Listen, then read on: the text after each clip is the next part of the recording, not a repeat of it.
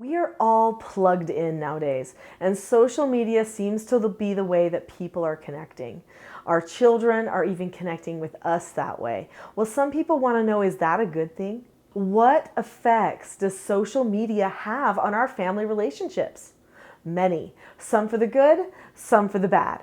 I'm Nicholeen Peck, and I am a parenting and relationship expert and owner of Teaching Self-Government. We're going to be talking today about social media, what it does to our relationships, and how we can use it for the better, and what we need to be aware of.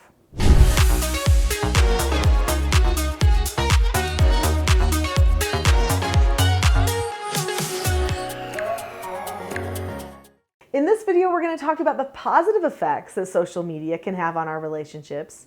And we're going to talk about the negative effects that social media can have on our family relationships, because it definitely can have both. And then we're going to be talking about some of the boundaries that we need to set for ourselves to make sure that we stay in the positive zone and not go into the negative effects for our family relationship.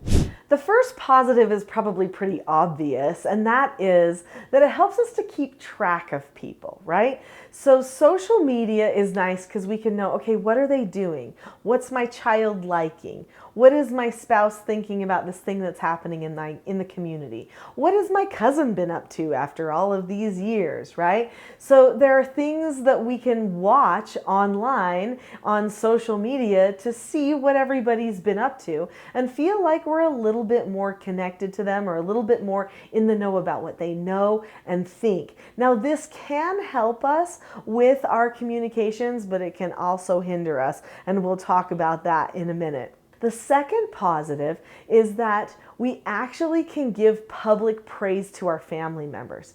So public praise is a really powerful way to praise somebody.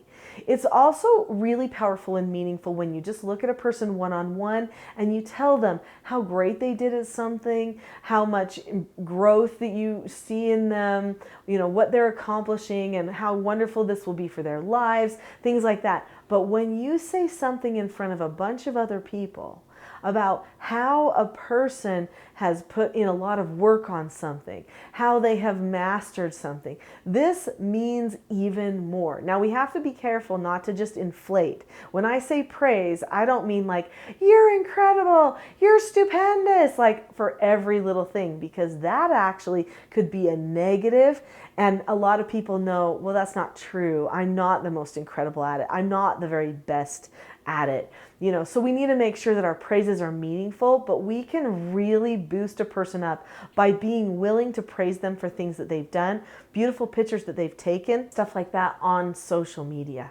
Another positive effect of social media is we can have conversations with people that we wouldn't normally have, because people will send around things like pictures and memes and videos, and they can be good conversation starters. Or sometimes maybe some of our family members chime in on some political issue or something. And hopefully if they're mature and you start talking with them, that you can have a really deep and unifying conversation, even if you don't completely agree on everything, just because you got a chance to talk to another person about it in a meaningful way. So those can be some of the positives, but each one of those positive things could go negative if done wrong, and there are other negatives. So let's spend some time now talking about the negatives.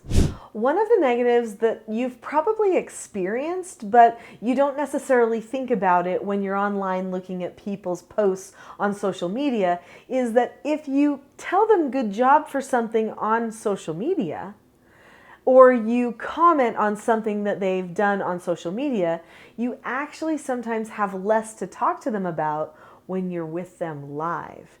Have you noticed that? You'll be with somebody and you'll say, "Ooh, I really want to talk to them.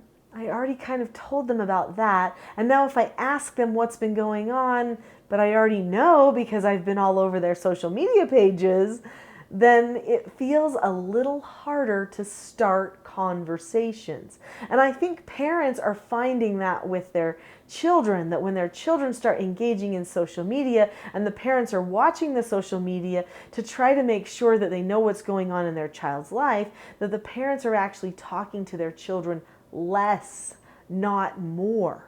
because they don't have as many things to discuss. You basically have to decide you're okay with the conversation that starts out something like this.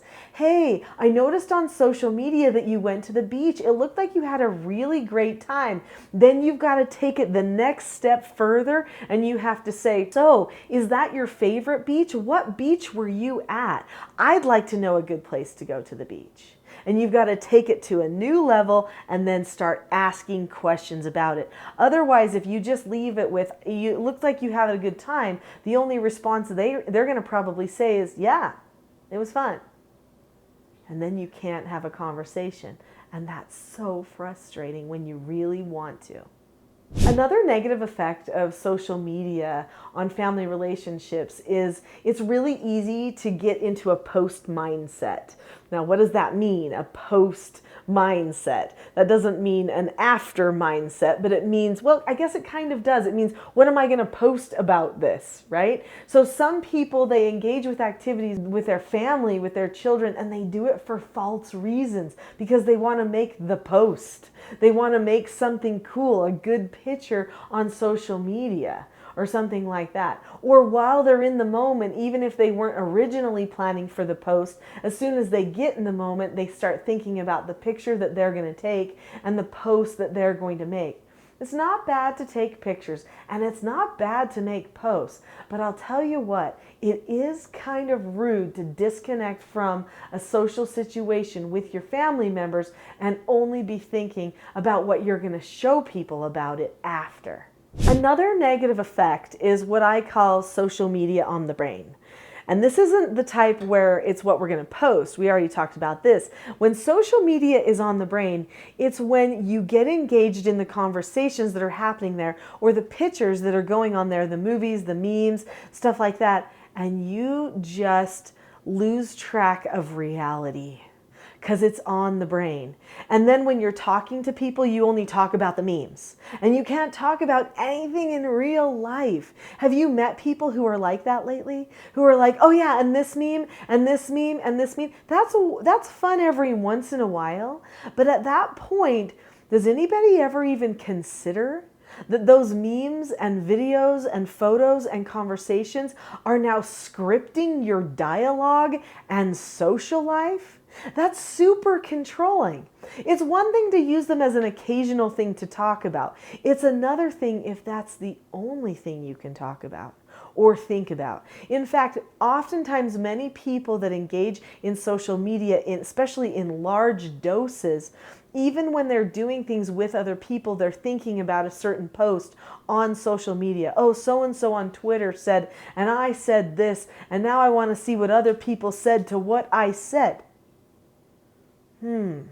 That's called social media on the brain. And it puts you in a place where you can't connect well with other people. What's going to happen to your family relationships if you're technically on a screen even when you're not on a screen? Another negative to social media is the way that the social media is designed. So these social media platforms are designed in ingenious ways. They are designed to suck us in and to make us lose track of time. Has it happened to you before where you've said to yourself, oh, okay, yeah, I'm just going to go in there for a second and I'm going to make this one quick post, or I'm going to go check so-and-so's post because I haven't looked at their post for a while and they're a good friend or they're a family member, so I'm going to go take a quick look. And you go in and you see something on the feed because the feed always pops up first. Have you noticed? So you see something on the feed and then you see more things on the feed. Then you're going down the feed and you've been there for a while and then you say, why am I here? And then you go, oh yeah. And then you finally go over to that page, if you can even remember why you were there, because sometimes you could forget. But then you go over to that page of that person, or you go to do that one post. And after you do that, you see something else that's there.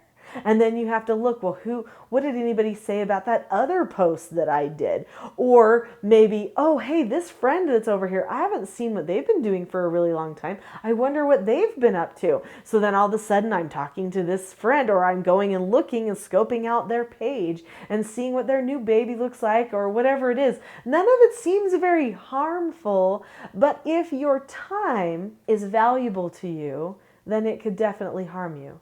And I want to tell you something about your relationships. They actually do take time to nurture, foster, and grow. So if you're taking too much time from your relationships, even if it's just looking at somebody's new puppy or somebody's recipe for this or that and the other, it is actually damaging you because you're not present. You're not there with them to communicate and converse with them about things that are right there, relevant in the minute. There are other negatives for our family relationships that have to do with social media and our involvement with social media. I'm not going to go into every one of those because I want to share something really powerful with you. And this is a how-to list. It's 5 things that you can do to create the appropriate boundaries so that you can use social media how you need to, but not have it get in the way. Number 1, identify your need or your reason to go on social media. Is there a reason to go there? If it's just to surf around, that's a pretty vague reason and you'll end up there for a long time. But if you say to yourself, I'm going to look at so-and-so's page and I'm going to make a post. Those are my 2 reasons, my 2 needs to go on social media. Number 2, plan a time frame. So once you know what you need to accomplish, then say, how long is it going to take me to make 1 post and to go and see my sister's page so that I can see what she's doing on her trip right now?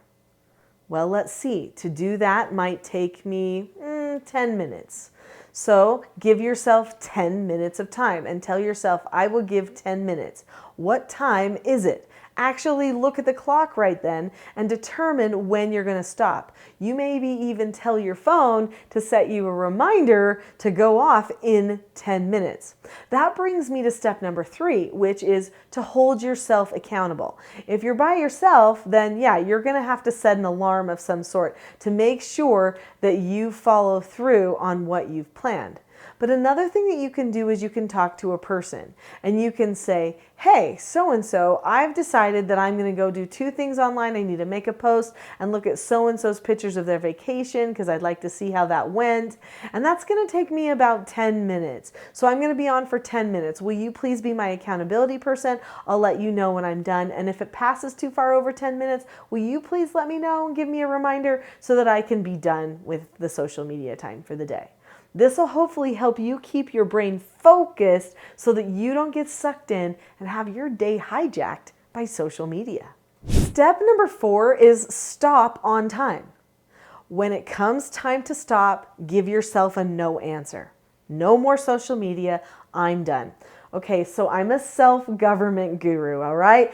I teach all about self-governing and how we can learn to control ourselves. That's what I'm known for on my website, teachingselfgovernment.com. And so part of that is a skill called accepting a no answer. When a person is truly self-governed, they can give themselves a no answer. Of course, your children have to at first learn how to accept no answers from you before they'll ever be able to give themselves a no answer. So when the time comes that you're supposed to be done, these are the steps that you use. You look at the person or situation, keep a calm face, voice, and body, so don't get anxious about it, and then tell yourself, okay, I'm done. This is it. And then you drop the subject, which means you don't think about social media anymore. You put it away. You be done. If you can't do that, and if you can't give yourself a no answer, then you might actually have a bit of a social media addiction. And you'll want to definitely address that addictive behavior in a pretty aggressive way so that it doesn't take over your life and ruin your relationships. The final step is to walk away. So after you tell yourself, no, I'm done, especially if it's difficult for you to give yourself that no answer and actually accept it, then it might be important for you to put your phone down, close the lid on the laptop, wherever you're viewing the social media, and just walk away. Go and do something else and taste that productivity that comes with doing something that's real, Something like get your dishes done or read some of that book that you wanted to. Go out in your yard and pull some weeds. Do some of the things that you keep on your list, but for some reason you're not sure why you don't get to them every day. We all have those lists. So that's when you just walk away, go be productive, taste of the fruits of telling yourself no and accepting that no answer. If you've enjoyed this video, you're gonna love the next one, which is called How to Make Kids Listen and Obey. Check it out right over here.